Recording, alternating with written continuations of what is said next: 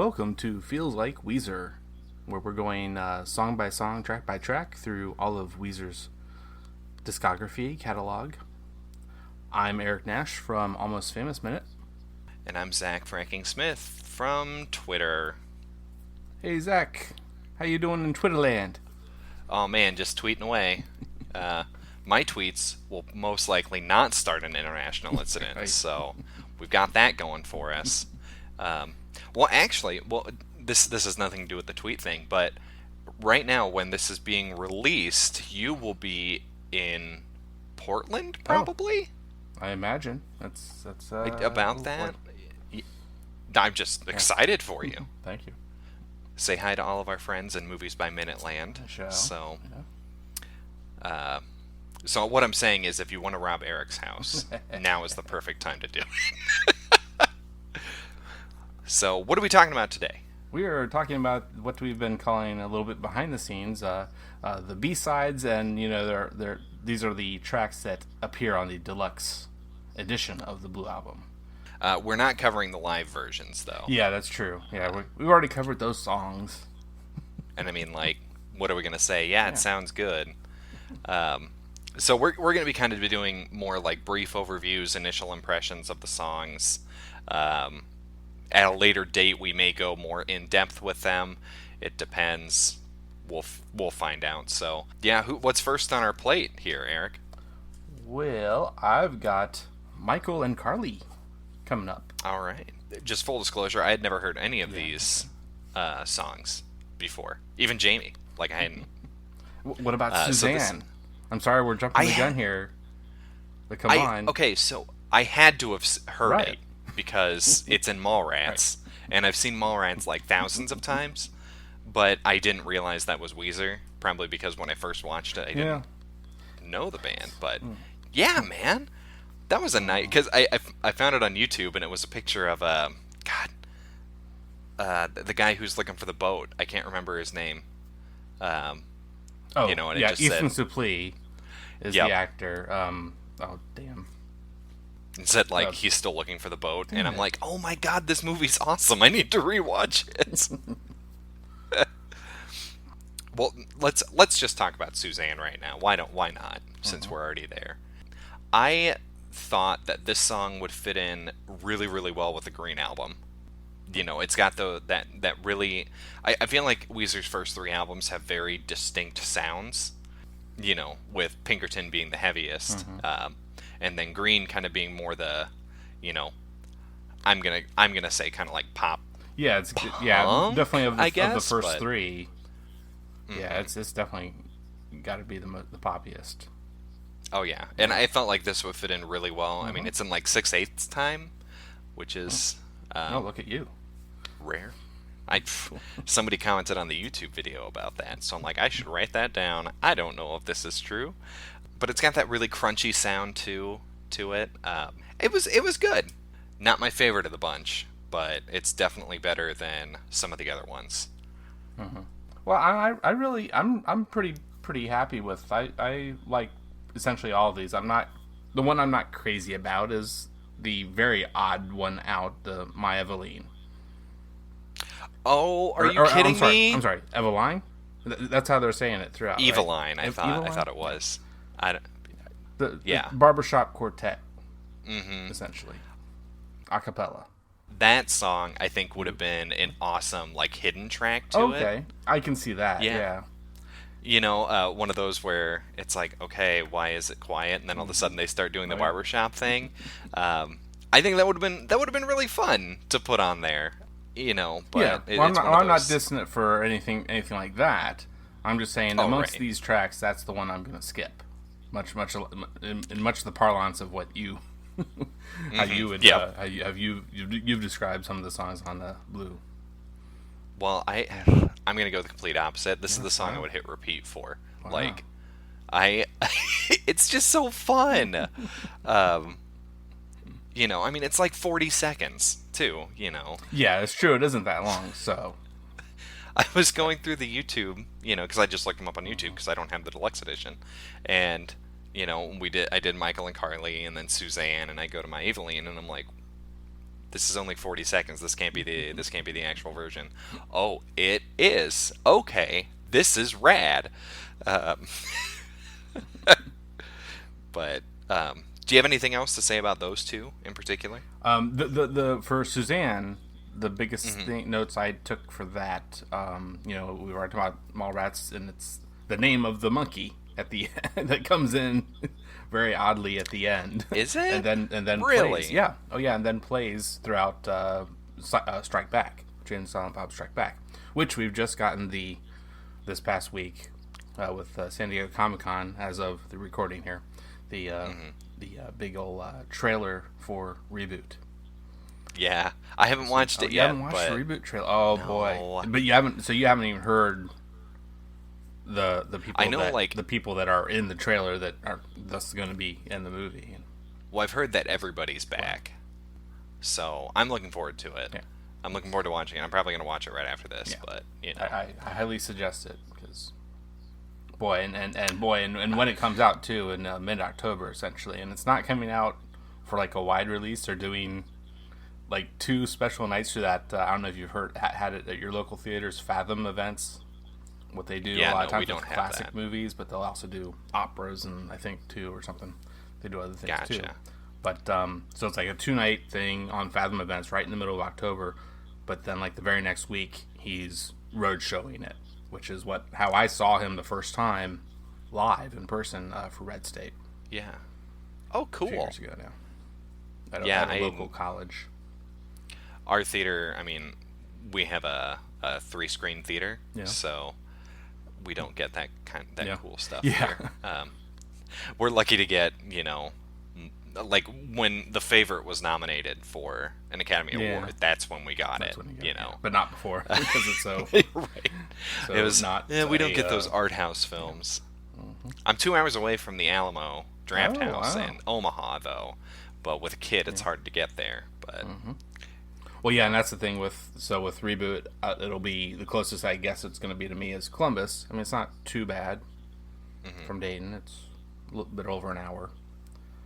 But that's not bad. I'm not used to going there. I've never actually truly done virtually anything really all that fun. Just like one time for business was I kind of in or around the city, even not truly in the city, but yeah. But that's a whole other thing. So we're talking about the name of the monkey at the end, and so then something that comes up in the song that is in the lyrics. He references. He mentions Axl Rose. So the thing that I then want to mention about that I found out is that he initially wrote even Kurt Cobain and Axl Rose, and replaced that with Izzy Slash and Axl Rose. But he actually brought it back apparently, and starting 2010 in concerts, saying even Kurt Cobain. But he didn't because it was so soon after his passing. Right. I totally understand why he wouldn't do that. Oh, yep. So then the only other thing that I normally cover is, covers. I cover covers. You cover your covers, yeah. And so there's one of the usuals, Rockabye Baby, but then the band Midtown is one that I've heard of them. I haven't heard. I can't think of anything if they have anything big. I'll take covers for My Eveline. There's thousands of them on YouTube. Oh yeah, well yeah, and I was finding a few for my.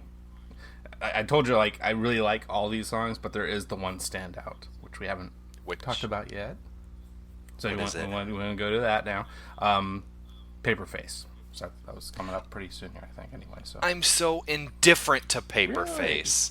Yeah, it just doesn't feel like Weezer to me. It's maybe that's why I like it the best. I think right. Well, and I think it would fit in well in Pinkerton. It would. Yeah, that's what I was thinking too. Yeah. And actually, a lot of times I've heard this about songs, and I don't think I don't think Only in Dreams, the last song on Blue, was a good indicator of where they're going or anything. But oftentimes for a fair number of bands, it's been postulated, it's been looked at and thought about by some other people, and I tend to agree with it. And in some instances, it's the case where a last song on an album is often a good indication of where they're going for the next album. So it would have been interesting if they had added one more song, if it hadn't been the one you like, versus the one I liked, which would make sense then, which would then make more sense for for that theory. Yeah, for sure. I mean, like, I guess I've only listened to it once, so I may like it more on repeated listens. But so some of the covers are definitely much more subdued, and there's actually even the acoustic version as well that Rivers has done, more recently than when they put it out initially. And there's the even more demo of a version than this is. Maybe I think it's listed maybe as a demo, I forget. But if you it's on the certain kind of bootleg, whatever those are called. I forget what those are called. It's not like Basement, but it's the Alone 2 album that it makes an appearance on. A much more demo version, which is a lot even more Pinkerton-ish, but actually it's kind of going more towards where Rivers had come from, which is the more heavy metal that he was, and punk-ish, like kind of a mixture. Oh yeah, especially that intro. It's like their sound. Yeah. Well, in the intro of this song, I mean, it's like, oh, there's those 4 punk chords happening. Yeah. It definitely felt like it. But, I mean, the story in the song, it's good. Like, I think that if it were any other band, I think I would like it more. Or if we were talking about this with Pinkerton, I think I would enjoy it more. But it's like, it feels like such a departure from what the Blue Album is. I'm glad this wasn't put on there. If I were to take any of the songs out, I would not put this one back in. I can understand that. It is that much of a departure. But I mean, like it's a good song. Like, it's well written. The music is good. It, again, like I said, I'm just like, I'm not feeling it with this album. I can see why it was just on the deluxe edition and not in the actual album. Sorry.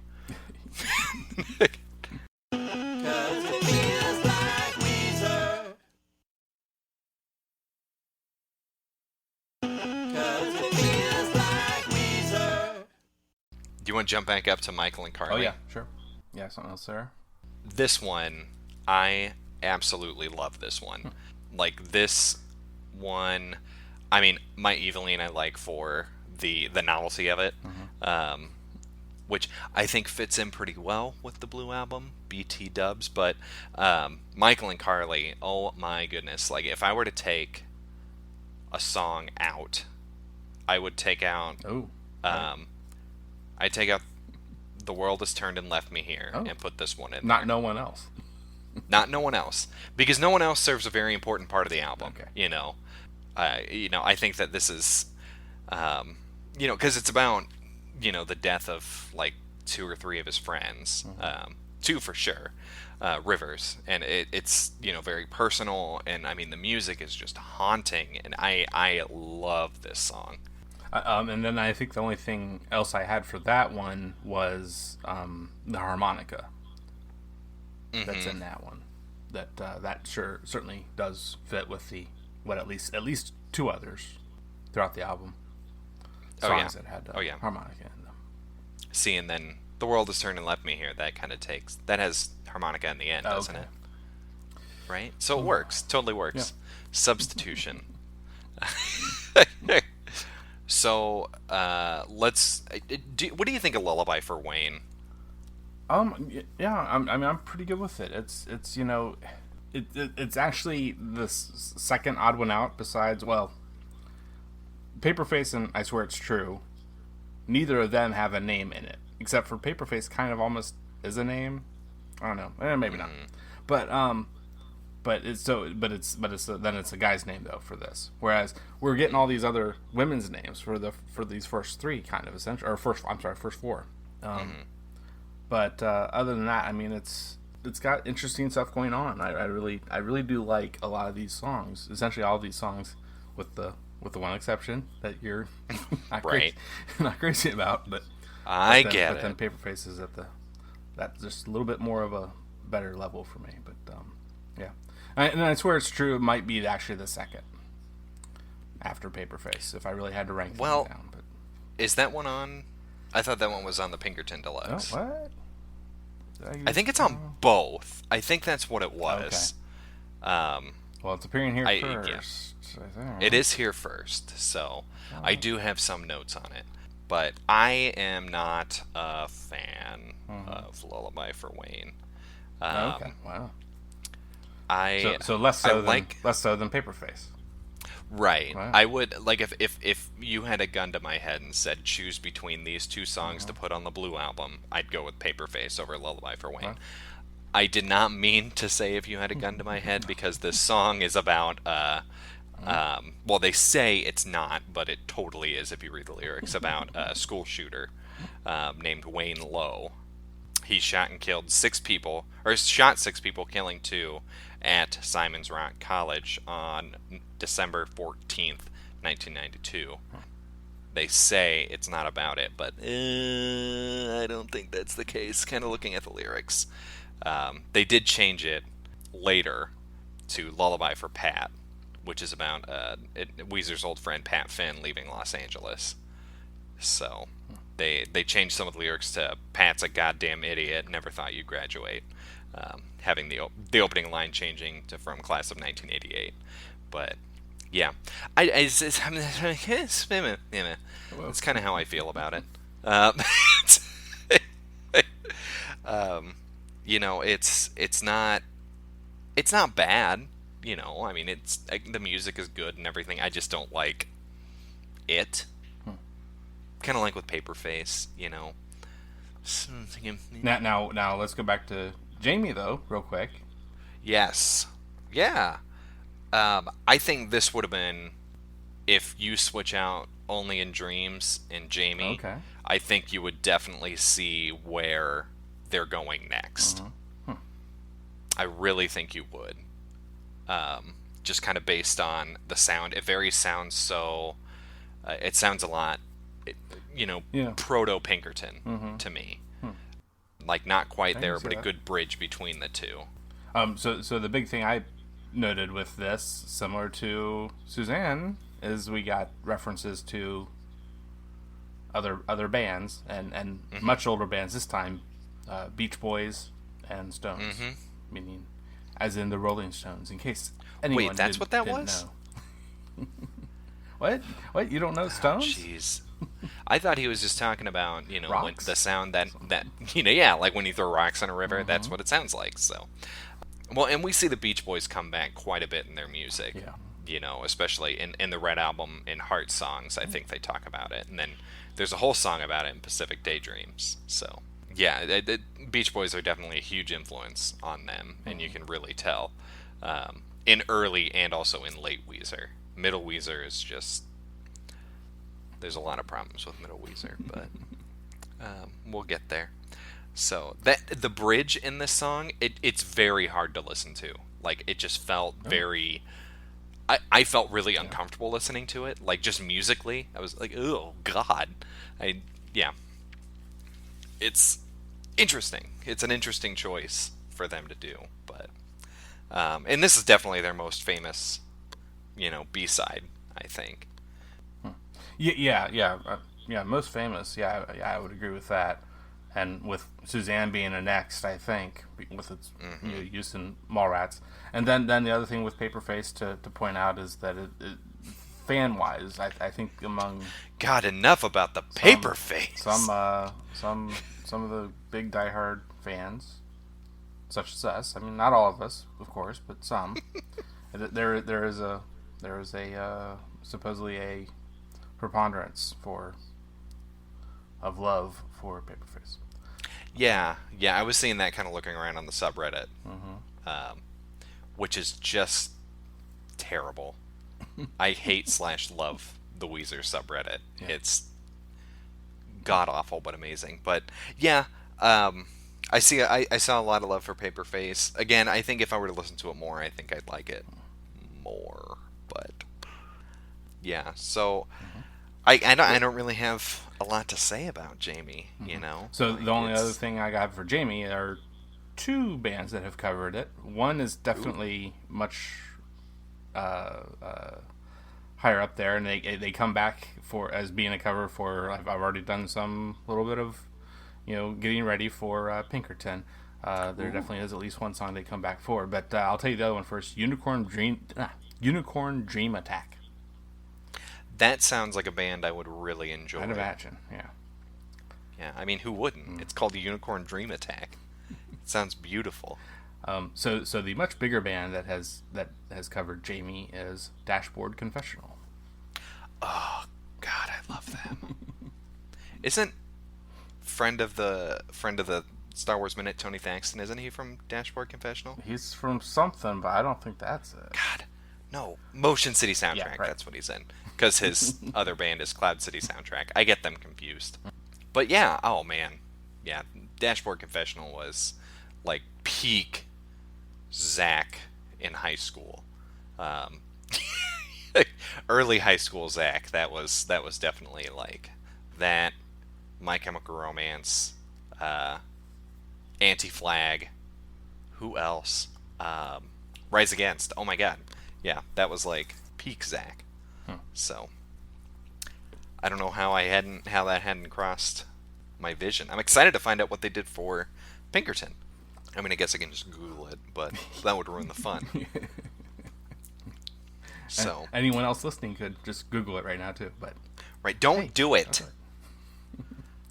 So then the very last thing, I mean, unless just something spurs my thoughts on something, but so covers for, again, Paperface. There are no covers besides Rivers, and that's what I was talking about, the acoustic version. And it's because I think it's considered a cover because it's with featuring someone else, a guy right. playing guitar really really well. It's the cover of it is much more nuanced. It's certainly lighter in sound. It's not big strums. Fast strums. It's very it's finger picked, possibly, maybe, is what this guy's doing. But his name is so a little shout out to this fella, Joe Lopiccolo. Good work, Joe. I'm very proud of you. Yeah, and Rivers does stuff on his own too, so I think it's, I guess, kind of what semantically, I guess it would be considered a cover if it's, his solo stuff. Like Nate Roos doing a song by Fun is going to be a cover of a Fun song, so. Any other good covers we should know about? That's really all I found. Besides, like what I said, is that there was, for Paperface in particular, I was YouTubing and found like a guy doing a ukulele version, all very low key. Now in the acoustic version by Rivers, it's while the guitar is kind of really different, the way Rivers sings it is fairly similar. He's pretty quiet for the verses, but then for that chorus he definitely gets louder, and he does roughly the same thing for this acoustic version. But there's this one guy playing the ukulele and keeping it pretty short too, so he cut out a few things here or there. But but he stayed pretty subdued the whole time. And then there's that what's that?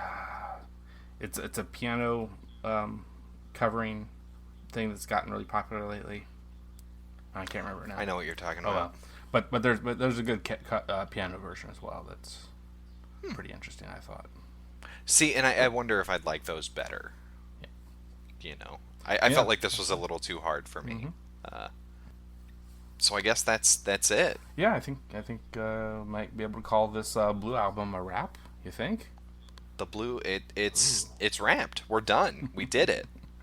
Congratulations, Eric. Yeah. We finished our first season of Feels Like Weezer. So we're going to be taking probably a week or so break. getting things ready for Pinkerton and all that. We've got some great guests lined up. We're really excited about that. So, do we have social media, Eric? Oh, I believe we do. There's our Twitter handle at Feels Like Weezer.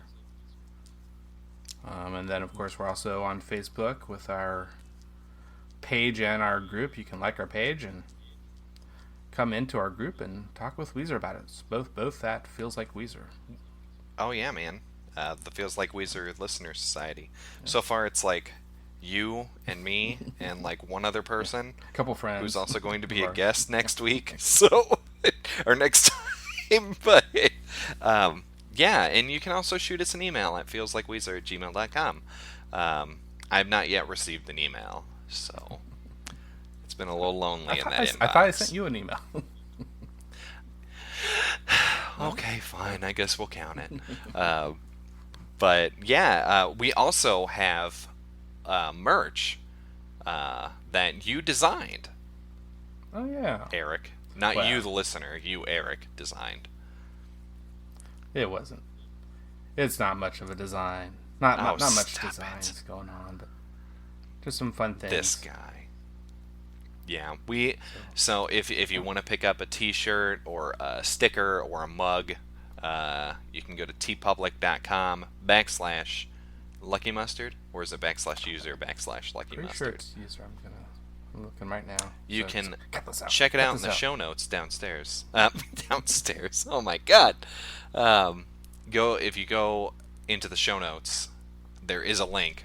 Perfect for your help for you. You know, you can just go in, you can click it, be like, that looks like a cool shirt, and they have sales going on all the time. And the best way to search for stuff on TeePublic, though, I mean, I'm a really pretty big fan of them, but as far as their search goes, that's the one biggest thing that's lacking. So if you just Google search with quotes around tpublic.com, and then put another pair of quotes around Feels Like Weezer, that should really get you to our shirts a lot better than anything else besides a link. So, well, and you've also got some Almost Famous Minute shirts as well, which would be starting. Yep. I don't know, in like 2 weeks, or is it next week? 2 or 3 weeks from now. Yeah. That's amazing. And I did look. You were a week early in what you were saying about me being in Portland. Okay, so don't rob his house today. Wait for a few weeks, and then you have the really really angry dog though. Right. So, yeah. 2 of them. Oh my God. And then also the attack gerbil. That's you gotta do that. But so I think that'll do it. That'll do it for the Blue Album. Yeah. We have been Feels Like Weezer, and we'll talk to you soon. The next album is going to be all barbershop quartets.